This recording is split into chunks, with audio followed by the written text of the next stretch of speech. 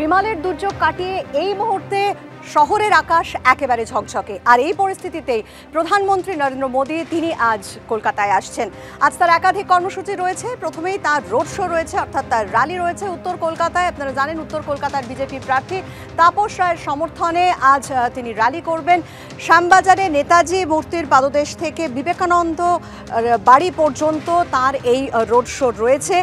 শনিবার সপ্তম তথা শেষ দফা নির্বাচন, শেষ দফা নির্বাচনে কলকাতায় রয়েছে ভোট, আর তার আগে আজ তার এই র্যালি রোড শোর প্রস্তুতি খতিয়ে দেখতে রাতেই শ্যামবাজারে সুকান্ত মজুমদার নেতাজি মূর্তির পাদদেশ থেকে স্বামী বিবেকানন্দের বাড়িতে যাবেন নরেন্দ্র মোদী। কলকাতা উত্তরের বিজেপি প্রার্থীর সমর্থনে তার আজকে এই রোড শো।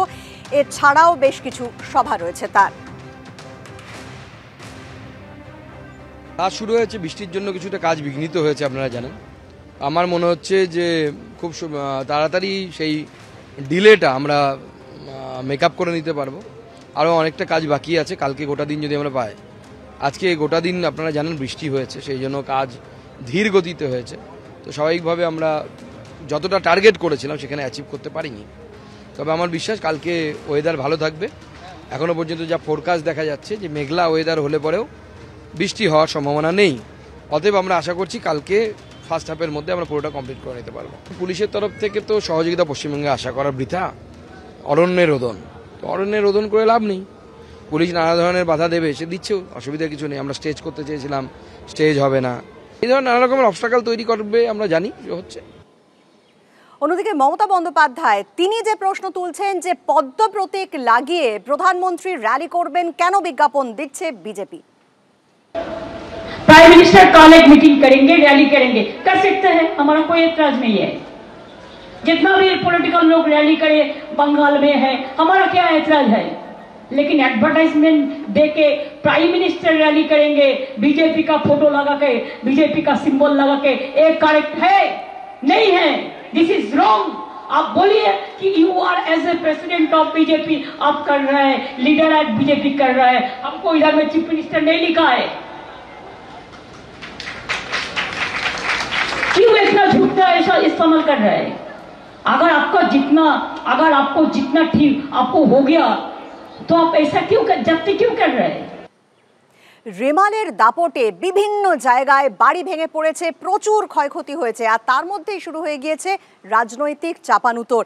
মুখ্যমন্ত্রী মমতা বন্দ্যোপাধ্যায় তিনি যেমন বলেছেন যে ক্ষতিগ্রস্তদের পাশে আছেন তিনি, অন্যদিকে অমিত মালভিয়া তিনি পোস্ট করেছেন, তিনি লিখেছেন যে দুর্গতদের পাশে রয়েছে এনডিআরএফ। কথা রাখেননি মুখ্যমন্ত্রী। রেমাল আছড়ে পড়ার সময় সাগরে হাওয়ার তীব্রতা সর্বোচ্চ ছিল ঘন্টায় প্রায় 120 কিলোমিটার। দমদমে 90 কিলোমিটার প্রতি ঘন্টা ঝড় বয়ে গেছে।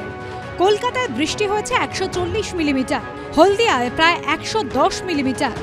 আলিপুর আবহাওয়া দপ্তরের এই পরিসংখ্যানই বলে দিচ্ছে দুর্যোগের চেহারা কেমন ছিল। কিন্তু রাজনীতিবিদরা দুর্যোগের মধ্যেও বাকযুদ্ধের সুযোগ ছাড়েন না। রাজ্যবাসীকে আশ্বস্ত করতে মুখ্যমন্ত্রী সোশ্যাল মিডিয়ায় লিখেছিলেন, আমি বিশ্বাস রাখি সকলের সহযোগিতায় এই ঝড়ও আমরা কাটিয়ে উঠব। আপনারা চিন্তিত, আমরাও চিন্তিত, কিন্তু ভয় পাবেন না, চিন্তা করবেন না। পরিস্থিতি মোকাবিলায় যা যা করণীয় আমরা সবটাই করব।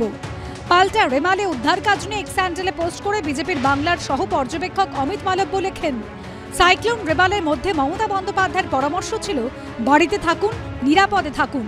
আমরা আজ এবং সবসময় আপনার পাশে আছি।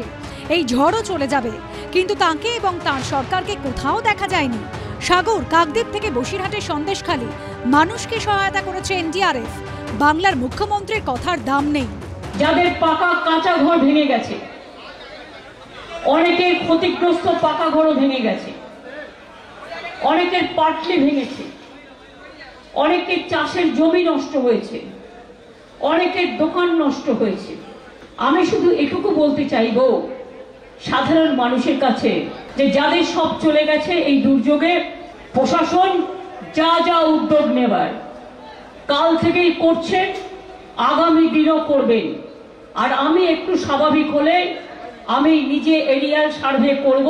দিদি ভোট নিয়ে ব্যস্ত, রেমাল আর সামলাবে কে? রেমাল সামলাচ্ছে সাধারণ মানুষ। আপনি মজা করছেন ভোটের সময়, রেমালকে নিয়ে ছেলে খেলা করলেন আপনি। রেমালে বাংলাদেশের 6 জেলায় এখনো পর্যন্ত 11 জনের মৃত্যু হয়েছে। বাংলাদেশের আবহাওয়া দপ্তর সূত্রে খবর, রেমাল সেদেশের উপকূলীয় অঞ্চলে আঘাত হানার সময় ঝড়ের গতিবেগ ছিল প্রতি ঘন্টায় 90 থেকে 111 কিলোমিটার। আশাবুল হোসেন ও রাজীব চৌধুরীর রিপোর্ট, এবিপি আনন্দ।